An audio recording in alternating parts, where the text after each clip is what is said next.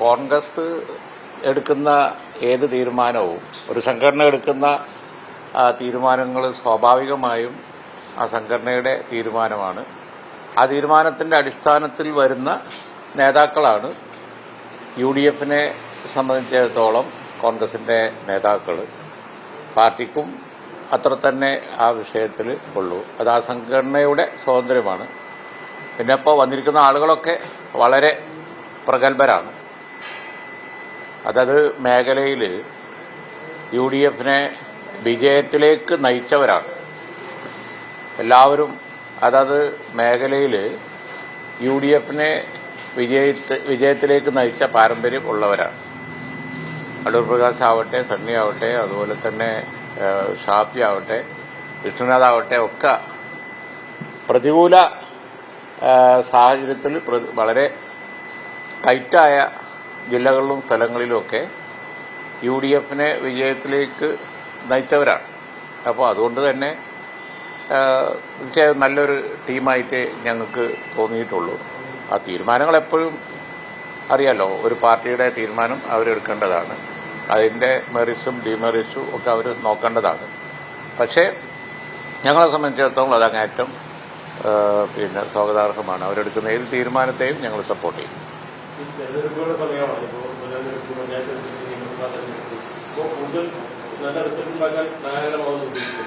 ഈ വന്നിരിക്കുന്ന എല്ലാവരും തെരഞ്ഞെടുപ്പ് വിദഗ്ധരാണ്. അതാണ് അതിൻ്റെ ഒരു പ്രത്യേകത.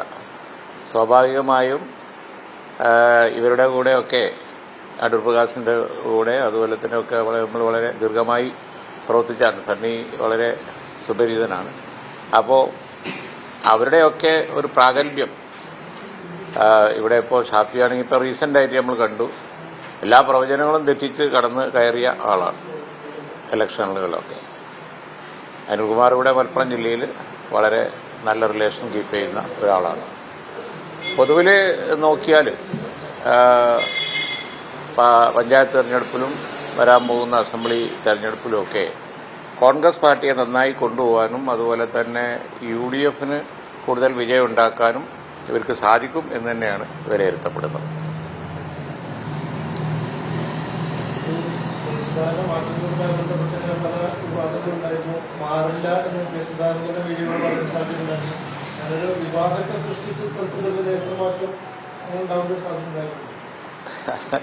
അതൊക്കെ ഒരു കോൺഗ്രസ് പാർട്ടിക്കകത്ത് നടക്കുന്ന ചർച്ചകളെക്കുറിച്ചും അഭിപ്രായങ്ങളെക്കുറിച്ചും ഞങ്ങൾ അഭിപ്രായം പറയാൻ പാടില്ല എന്ന് അറിയാലോ.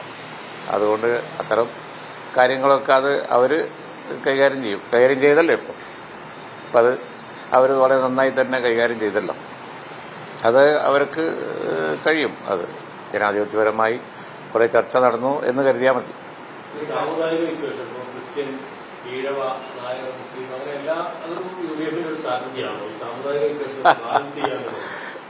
UDFന്റെ മാത്രമല്ലല്ലോ, അത് ഇടതുപക്ഷത്തിൻ്റെയും സ്ട്രാറ്റജി തന്നെയല്ലേ. സ്ഥാനാർത്ഥികളൊക്കെ വെക്കുമ്പോൾ അതും അതിൻ്റെ അപ്പുറം നോക്കിയിട്ടല്ലേ അവരും വെക്കാറുള്ളത്. അതിലേക്ക് നമ്മൾ കടന്ന് ചർച്ച ചെയ്യേണ്ട കാര്യമില്ല. സാമുദായിക പ്രാതിനിധ്യം എന്ന് പറയുന്നത് അത് ഒരു മോശമായ കാര്യമല്ല. കാരണം എല്ലാ ജനവിഭാഗങ്ങൾക്കും പ്രാതിനിധ്യം കൊടുക്കുക എന്നുള്ളതൊരു കോൺഫിഡൻസിൻ്റെ പ്രശ്നമല്ലേ. അതുകൊണ്ട് അങ്ങനെ ചെയ്താൽ തന്നെ അത് കുഴപ്പമില്ല. എല്ലാ പാർട്ടികളും ചെയ്യാറുമുണ്ട്. അല്ല, അത് പിന്നെ ഇത് പൂർണ്ണ തൃപ്തിയുള്ളത് തന്നെയാണ്. അതിൽ സംശയമൊന്നുമില്ല. ഞങ്ങൾക്ക് അവരെടുക്കുന്ന ഏത് തീരുമാനവും പൂർണ്ണ തൃപ്തിയാണ്. ഇപ്പോൾ വന്നിരിക്കുന്നവരൊക്കെ നല്ല റിലേഷൻ കീപ്പ് ചെയ്യുന്നവരുമാണ്.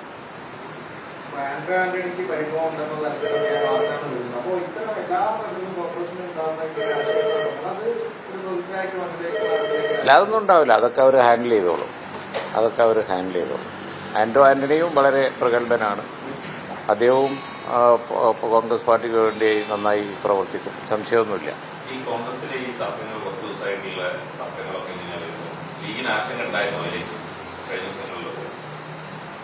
അല്ല, അതെല്ലാ കാലത്തും ഇങ്ങനെ ഒക്കെ തന്നെ അല്ലേ.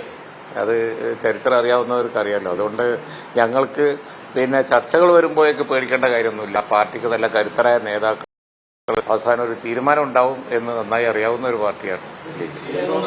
ഏ അല്ലല്ല, പിന്നെ ഇപ്പോൾ CPM-ന്റെ പാർട്ടിയിലുള്ള കാര്യങ്ങൾ ചർച്ചയ്ക്ക് വരുന്നില്ലേ?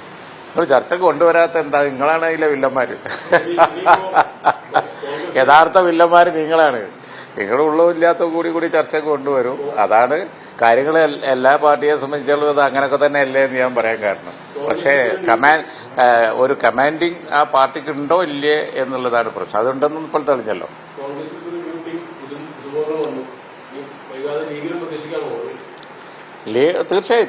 തീർച്ചയായിട്ടും ആ കാലഘട്ടത്തിനനുസരിച്ച തീരുമാനങ്ങളൊക്കെ പാർട്ടി എടുക്കും എന്ന് സാദിഖ് അലി ശിഹാബ് തങ്ങൾ പല പ്രാവശ്യം വ്യക്തമാക്കിയിട്ടുണ്ടല്ലോ.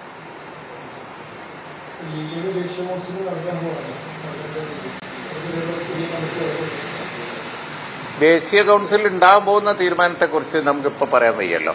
കൗൺസിൽ കഴിയുമ്പോഴല്ലേ നമുക്ക് പറയാൻ പറ്റുള്ളൂ.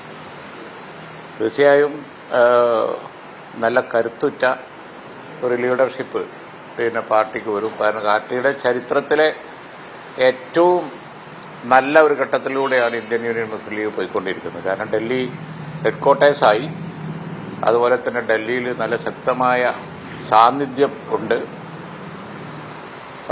രണ്ട് സംസ്ഥാനങ്ങളിൽ ഇപ്പോൾ CPM-നൊക്കെ എടുത്ത് കമ്പയർ ചെയ്യുകയാണെങ്കിൽ, ഇടതുപക്ഷ പാർട്ടികളൊക്കെ എടുത്ത് കമ്പയർ ചെയ്യുകയാണെങ്കിൽ ഞങ്ങൾക്ക് വളർച്ചയാണ്. രണ്ട് സംസ്ഥാനങ്ങളിൽ വളരെ സ്വാധീനമുണ്ട്, മറ്റു സംസ്ഥാനങ്ങളിലും വേരുകളുണ്ട്. ഇനി ഡൽഹി ഓഫീസൊക്കെ ആയിട്ട് വരുമ്പോൾ നല്ല വർക്ക് നടക്കും.